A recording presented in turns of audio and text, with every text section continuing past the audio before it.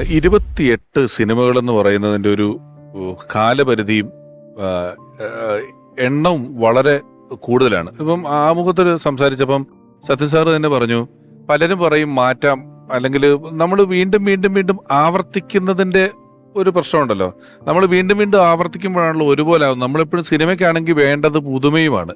എങ്ങനെയാണ് ആവർത്തിക്കുകയും പുതുമ കണ്ടെത്തുകയും ചെയ്യുന്നത് എന്നുള്ളത് ആലോചിച്ചിട്ടുണ്ടോ?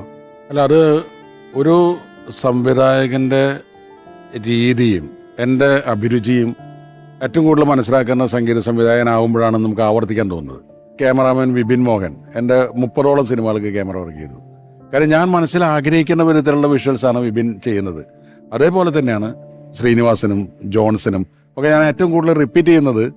എനിക്കത് വളരെ കംഫർട്ടബിളാണ്. കാര്യം ഞാനൊരു സിറ്റുവേഷൻ പറഞ്ഞു കൊടുത്തു കഴിഞ്ഞാൽ ആ സിനിമയിൽ എന്താണ് വേണ്ടതെന്നുള്ളത് അവർക്ക് മനസ്സിലാവുകയും അത് തന്നെ നമുക്ക് തിരിച്ചു തരികയും ചെയ്യുന്നതാണ്. അതിൽ ജോൺസന്റെ ഒരു അപാരം എടുക്കാണ്. ജോൺസന് 2-3 കാര്യങ്ങൾ വെച്ചാൽ, ഒന്ന്, നല്ല സാഹിത്യബോധമുണ്ട്. ഒരു ലിറിക്സ് കിട്ടിക്കഴിഞ്ഞാൽ അതിൻ്റെ വാക്കുകളുടെ അർത്ഥം, അതെവിടെ നിർത്തണം, എവിടെ ബ്രേക്ക് ചെയ്യണം, അതിൻ്റെ ഇടയിൽ വല്ല വരികൾ ആഡ് ചെയ്യണമെങ്കിൽ അത് ആഡ് ചെയ്യും, മനസ്സിലായില്ല. അല്ലെങ്കിൽ അതുപോലത്തെ കുറച്ച് വരികൾ വേണമെന്ന് പറയും. ONV സാറിൻ്റെ അടുത്തടക്കം പറഞ്ഞിട്ടുണ്ട്. അപ്പോൾ അങ്ങനെ ഉള്ള ഒരു ടാലൻ്റ് ഉള്ള ഒരാൾ ഒരു സിനിമയുടെ ഭാഗമാവുകയാണ്. ഒരാൾ സ്ക്രിപ്റ്റ് എഴുതുന്നു, ഒരാൾ മ്യൂസിക് ചെയ്യുന്നു, ഒരാൾ സിനിമോഗ്രാഫി ചെയ്യുന്നു. പക്ഷേ എല്ലാവരും ചെയ്യുന്നത് സിനിമയാണ്. അപ്പോൾ അത് വേറിട്ട് നിൽക്കുന്നില്ല.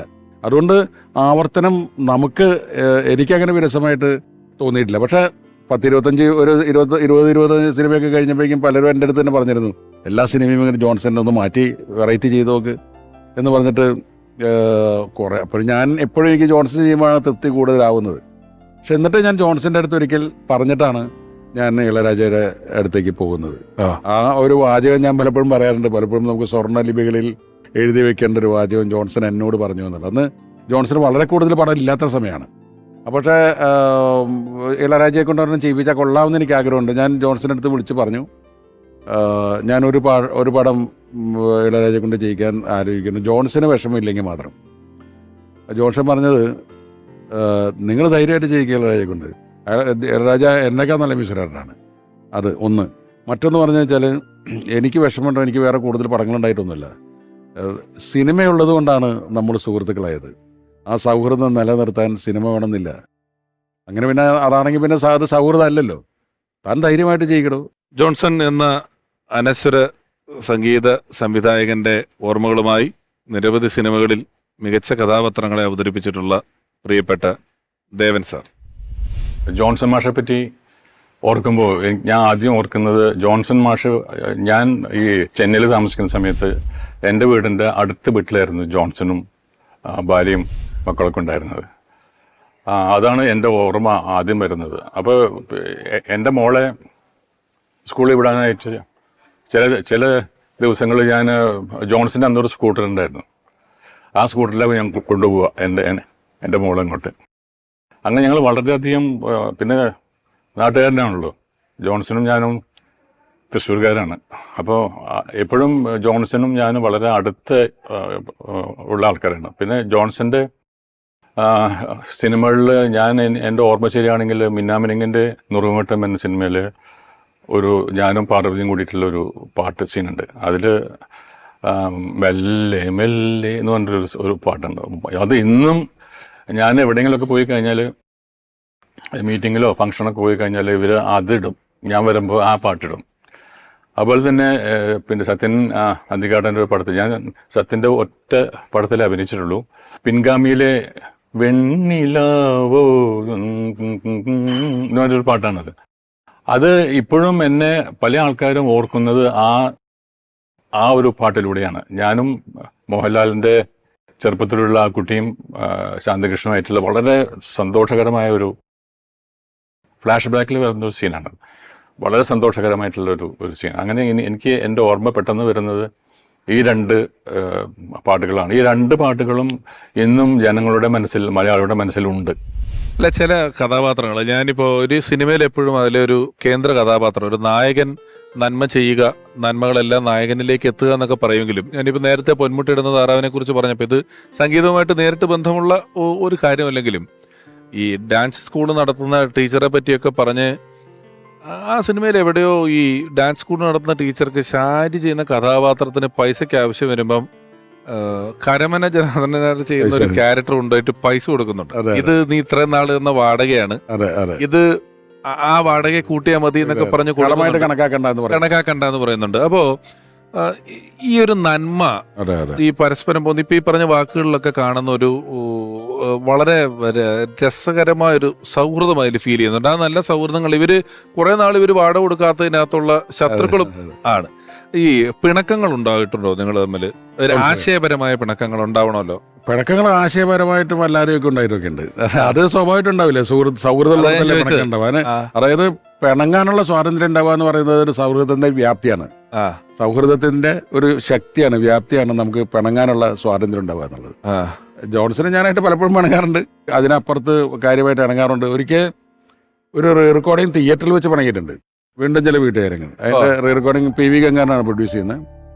വന്ന് പ്രസാദ് 70 തിയേറ്റർ. അപ്പം രാവിലെ റെക്കോർഡിങ് സ്റ്റാർട്ട് ചെയ്ത് തലേദിവസം 2 ദിവസം മുമ്പ് നമ്മൾ പടം ഇട്ട് കണ്ട് എവിടേക്ക് എങ്ങനെ മ്യൂസിക് വേണമെന്നൊക്കെ ആലോചിച്ച് ഒരു റഫായിട്ടുള്ള ഐഡിയ കിട്ടിട്ട് തിയേറ്ററിൽ വന്നു കഴിഞ്ഞ ശേഷം തികച്ചും പേഴ്സണലായ ഒരു കാര്യത്തിന് ഞാനും ജോൺസൺ തമ്മിൽ ഒന്ന് പിണങ്ങി. അപ്പം തുടങ്ങി കുറച്ച് കഴിഞ്ഞപ്പോൾ ജോൺസൺ എൻ്റെ അടുത്ത് പറഞ്ഞു, താൻ മ്യൂസിക് ശരിയാകുന്നുണ്ടോ എന്ന് നോക്കിയാൽ മതി, അല്ലാതെ വേറെ കാര്യങ്ങൾ ഇടപെടണ്ട എന്നെ പറഞ്ഞു എൻ്റെ അടുത്ത്. അപ്പോൾ ഞാൻ പറഞ്ഞൊരു കാര്യം ചെയ്യാം, നമുക്ക് തൽക്കാലം പാക്കപ്പ് ചെയ്യാം. അങ്ങനെ 9 to 9 ഉണ്ടായിരുന്ന റെക്കോർഡിങ്ങിന് വന്ന ഫുൾ ഓർക്കസ്ട്രയെ ഒരു 11 മണിയായപ്പോൾ ഞാൻ പാക്കപ്പ് ചെയ്ത് പിരിച്ചു വിട്ടു. അത് ശരിക്കും ജോൺസന് ഭയങ്കരമായ വിഷമം ഉണ്ടാക്കിയില്ല. അങ്ങനെ പുള്ളി നേരെ വീട്ടിൽ പോയി ഞാൻ വേറെ ആരെയും കൊണ്ടെങ്കിലും മ്യൂസിക് ചെയ്യിപ്പിക്കാമെന്ന് വിചാരിച്ചു. അത്രയും സീരിയസ് ആയിട്ടുള്ള വണക്കമായിരുന്നു.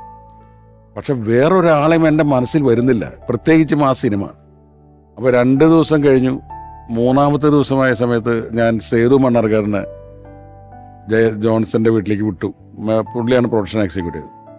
അപ്പോൾ റാണി പറഞ്ഞു, ജോൺസന്റെ വൈഫ് പറഞ്ഞു, അന്ന് തിയേറ്ററിൽ നിന്ന് എന്നിട്ട് പിന്നെ വീട്ടിൽ നിന്ന് പുറത്തു പോയിട്ടില്ല എന്ന് പറഞ്ഞു പുള്ളി. അപ്പോൾ പുള്ളിക്കും പ്രയാസമുണ്ട്. അപ്പം ഞാൻ പറഞ്ഞു, സത്യേട്ടൻ വിളിക്കുന്നുണ്ട് എന്ന് പറഞ്ഞു. അപ്പോൾ ചെല്ലാൻ പറഞ്ഞു.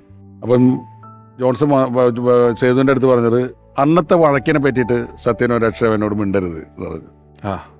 പോളണ്ടിനെ കുറിച്ച് മിണ്ടില്ല. അന്ന് നേരെ വന്നു, കനം പിടിച്ച മുഖത്തോടു കൂടി എൻ്റെ അടുത്തിരുന്നു. പക്ഷെ എൻ്റെ മനസ്സിനെ കരയിപ്പിച്ച ഒരു സന്ദർഭമാണ് അപ്പം ഉണ്ടായത് ആ റീലിൽ. അതായത് ഷൂട്ട് ചെയ്യുമ്പോൾ അന്നൊന്നും മോണിറ്ററൊന്നും ഇല്ലല്ലോ, ഷൂട്ട് ചെയ്തുകൊണ്ടിരിക്കുമ്പോൾ ഒരു ഡ്രീം സീക്വൻസ് ഉണ്ട്. അതായത് വീണ്ടും ചില വീട്ടുകാരങ്ങൾ കണ്ടിട്ടുള്ളവർക്ക് അറിയാമോ, സംയുക്ത വർമ്മയുടെ വീട്ടിലേക്ക് ജയറാം വരുന്നൊരു ഡ്രീം, ഒരു നാടക നെടുമുടി വീണു ഞാൻ ദൂരെ പോയിട്ട് മുട്ട മേടിച്ചു വരാനൊക്കെ വന്നിട്ട് പോയി കഴിഞ്ഞ് ഇവർ രണ്ടുപേരും തനിച്ചാക്കിയിട്ട് ഡ്രമാറ്റിക് ആയിട്ട് ഇവർ രണ്ടുപേരും ദൂരത്തേക്ക് നടന്നു പോകും. അപ്പം ഞാനത് പിക്ചറൈസ് ചെയ്തിരിക്കുന്നത് ഒരു അമ്പളി ചന്ദ്രനെയൊക്കെ കെട്ടി തൂക്കിയിട്ടിട്ട് ഒരു മരത്തിൻ്റെ ചോട്ടിലേക്ക് ഒരു ഇവൻ നടനാണല്ലോ. അപ്പോൾ ഒരു നാടകീയമായിട്ടുള്ള ഒരു ഇതിൽ ഞാൻ വിപിൻ മോഹൻ്റെ അടുത്ത് പറഞ്ഞു, ഒരു ലെങ്തി ട്രോളിയിട്ടേക്ക് ഇവർ രണ്ടുപേരും നടന്നു പോകുമ്പോൾ നമുക്ക് പഴയ KPSC നാടകത്തിൽ മറ്റേ ഏതെങ്കിലും ഒരു നാടകഗാനത്തിൻ്റെ ബാക്ക്ഗ്രൗണ്ട് ജോൺസനെ കൊണ്ട് പാടിപ്പിക്കാം, മ്യൂസിക് പ്ലേ ചെയ്യിപ്പിക്കാം. അപ്പോൾ വിപിൻ അതുപോലെ തന്നെ കൊണ്ട് ആക്കി. അത് കഴിഞ്ഞ് വേറെ കുറേ ദിവസങ്ങൾ വേറെ സീൻ ഷൂട്ട് ചെയ്ത് ഈ വിവരം ഞാൻ മറന്നുപോയി. ഇത് ഞാൻ ജോൺസൻ്റെ അടുത്ത് പറഞ്ഞിട്ടേ ഇല്ല. ഈ പിണങ്ങിയതിന് ശേഷം തിരിച്ചു വന്നു കഴിഞ്ഞിട്ടപ്പോൾ ഈ റീലാണ് വന്നത്. ഈ റീൽ വന്ന് ആ ഷോട്ട് കണ്ടപ്പോൾ തന്നെ എനിക്ക് മനസ്സിലായി ഞാൻ ഉദ്ദേശിച്ചത് ഇതായിരുന്നു എന്നുള്ളത്. അപ്പോൾ ജോൺസൺ എന്നോട് പറയാണ്, മാഷേ നമുക്ക് ഇവർ പോകുന്ന ഈ ഡ്രമാറ്റിക് മൂമെൻറ്റ്സിലെ KPSC ഏതെങ്കിലും നാടകത്തിലെ പാട്ടിലെ ഒരു മ്യൂസിക് കിട്ടാലോ, വെള്ളാരം കുന്നിലെ എന്ന് പറഞ്ഞിട്ട്, അത് എൻ്റെ മനസ്സിൽ ഞാൻ വിചാരിച്ചിട്ട് അത് മനസ്സിൽ വെച്ചിട്ടാണ് ഞാൻ ഷോട്ട് എടുത്തത്. അത് ജോൺസൺ അറിയില്ല, എനിക്ക് മാത്രമേ അറിയുള്ളൂ. അതൊരു സംവിധായകൻ്റെ മനസ്സ്, ഒരു സംഗീത സംവിധാനം തിരിച്ചറിയാന്നുള്ള ഞാൻ നേരെ കെട്ടിപ്പിടിച്ചോളിനെ. അതോടുകൂടി ആ വഴക്ക് തീർന്നു. മാഷെന്നാണ് വിളിക്കുന്നത് അല്ലേ? മാഷെന്നാ പരസ്പരം വിളിക്കുന്നത്. നമുക്ക് ഇനി ജോൺസൺ മാഷുമായി കുറിച്ച് ഒരു എപ്പിസോഡ് ചെയ്യുമ്പം പാട്ടുകാരൻ്റെയും പാട്ടുകാരിയുടെയും സാന്നിധ്യം നമുക്ക് ഈ എപ്പിസോഡിൽ ആവശ്യമുണ്ട്. ആദ്യം നമുക്കൊരു പാട്ടുകാരനെ വിളിക്കാം. അദ്ദേഹം ചലച്ചിത്ര പിന്നണി ഗായകനാണ്, സൂപ്പർ ഹിറ്റായ ഒരുപാട് പാട്ടുകൾ പാടിയിട്ടുള്ള ഒരാളാണ്. സ്നേഹപൂർവ്വം എപ്പിസോഡിലേക്ക്, ഈ പരമ്പരയിലേക്ക് ജോൺസൺ മാഷെ ഓർക്കുന്നതിന് വേണ്ടി സ്വാഗതം ചെയ്യുന്നു പ്രിയപ്പെട്ട ഗായകൻ നിഷാദ്.